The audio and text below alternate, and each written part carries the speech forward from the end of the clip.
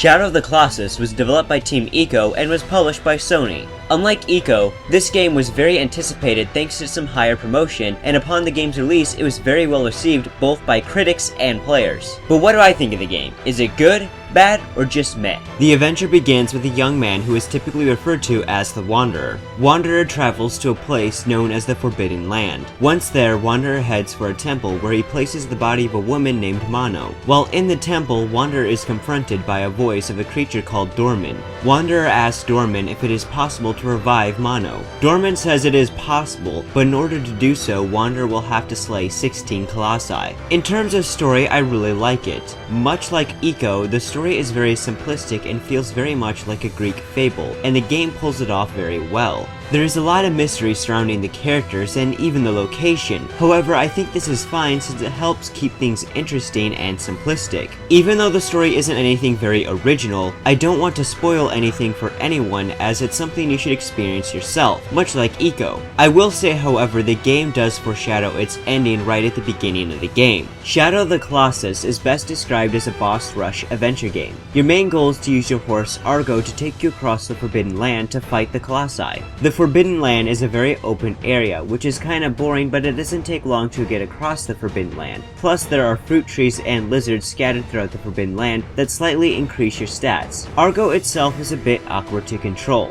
but it doesn't take long to figure it out, and thankfully Argo is self-aware, meaning you can't ride yourself off of cliffs. However, Argo is kind of annoying to ride when in claustrophobic areas like the forest, but thankfully you don't go to very many locations like that. You will use the light off your sword to indicate where the next Colossus is you have to slay, and if you combine this with your map, it'll help give you a better idea of where you'll need to go. And as for the Colossi themselves, they are all quite varied. Each Colossus is both a boss fight and a bit of a puzzle, and they are divided into two different kind of puzzles. There are some Colossi that have weak points on their bodies you will have to attack in order to reach their vital spots, and some where you'll have to use the environment around you to expose their vital spots. Wanderer uses his hands, swords, and bow to fight the Colossi. You will be spending a lot of time climbing, and because you control when you grab onto objects, climbing the Colossi becomes very immersive, and stabbing the Colossus in the vital spots feels very satisfying. However, you have a grip gauge that will indicate how long you can hold on to something, which becomes quite tense when the Colossi try to shake you off. Most of the Colossi aren't too difficult to fight, but there are a few that may be difficult to figure out.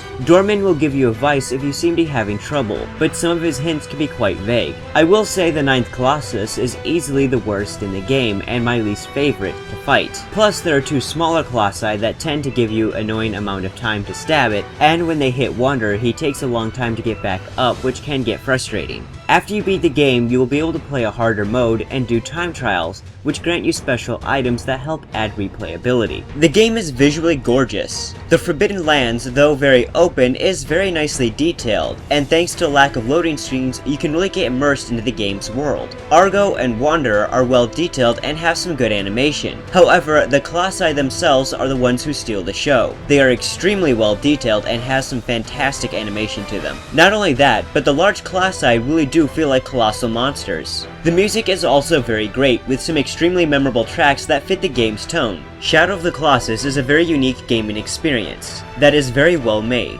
Though the game is rather simplistic, it does manage to take full advantage of its concept. There are a few things that bug me in the game, but these are very minor compared to the things that the game does right. Shadow of the Colossus is a good game.